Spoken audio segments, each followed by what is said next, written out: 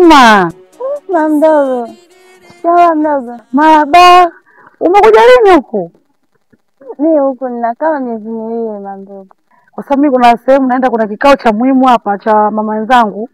Ila nataka uje kwangu na mazungumzo na wewe. Sawa mdogo, hamna shida. Basi nipatie namba yako ili tuweze kuwasiliana. Ili tuwasiliane kuelekeza nyumbani tuweze kuzungumza. Sawa mdogo, hii hapo utanipigia. Sawa. Yaani kesho na au kesho kutwa nitakuwa nimetulia tuje kuongea vizuri zaidi. Maana imetokea kama vali yani. Mimi pia nimefurahi sana kukuona. Haya.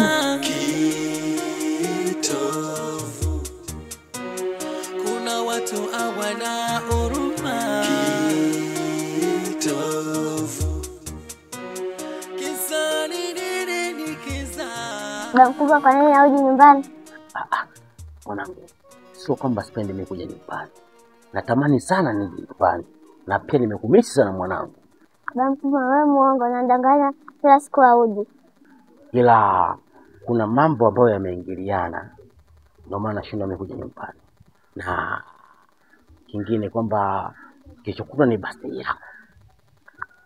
Basi nitakuandalia surprise dictionary nitakuletea, ni nzuri kwa katika masomo yako.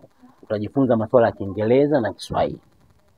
Ila ninachokiomba mwanangu, usimwambie mamako kama ukutana na mimi.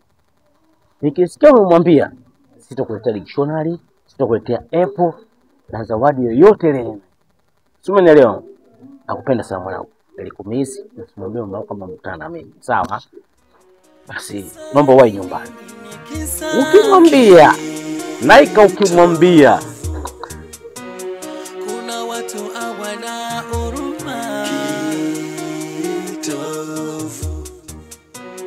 Kisa nini kisa?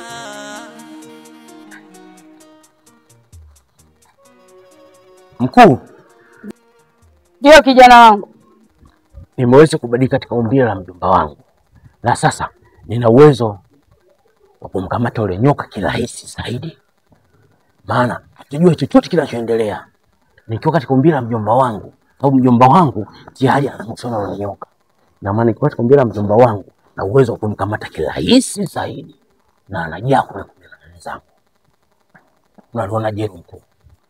Hivyo ndivyo ninavyotaka kijana wangu. Vijana kama nyinyi mnatakiwa sana kwenye kazi. Sasa basi, nakupa kitu. Unanisikiliza? Kweli mkuu. Naomba kuwa makini. Uzembe staki. Hiki kitu ninachokupa ndicho nitakapoenda kumkamatia yule nyoka. Utamvisha mkononi, ndipo nitakapomkamata. Umenielewa? Nimekuelewa mkuu. Sitaki ujinga. Kisa nini kisa? Kuna watu hawana huruma. Kisa nini kisa?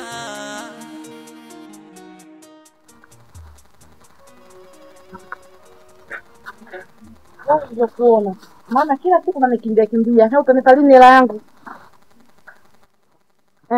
Bwana nilivyokukuta hapa, maana kila siku unanikimbia. Mzigo wangu utanipa lini madam? Mbona unanisumbua sana? Hata siku zangu shoga yangu kama unavyojua. Yaani unaponiona hapa mguu hapa, kwa sababu uko naenda na mchongo wangu wa hela.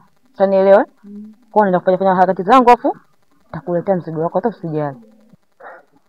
Yaani wewe madamu ni msumbufu sana.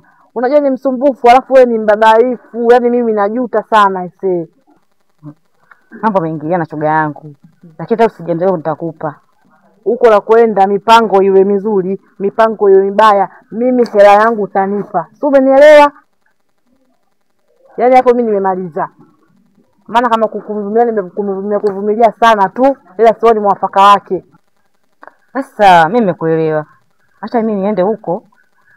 Nikatafuta madilili yangu hapo na narudi sawa. Sawa.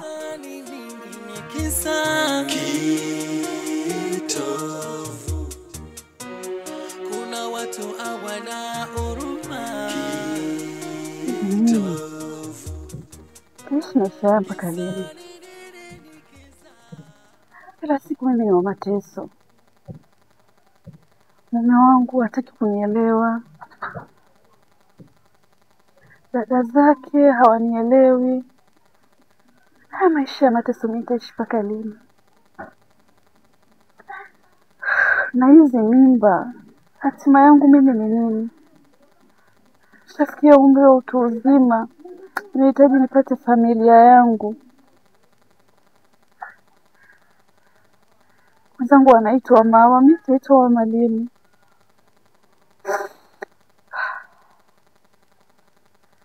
Au nitoroke nili tu mahali wasijue mahali nilipo. Wenda labda hii ndio itakuwa pona yangu, nimechoka. Kisa ni nini? Kisa kitovu. Kuna watu hawana huruma. Kitovu. Tamu, hivi ni kwa nini unaniharakisha sana kurudi nyumbani? Lala, kuwa makini, wakutengezea mtego mzito sana. Mimi hapa, kuna tatizo gani tena? Ni kina nani hao? Ni watu tunaokuwa na vita nao muda wote. Basi nitakuwa makini. Ila ujue Sengo kashafika tayari. Nini? Kitovu.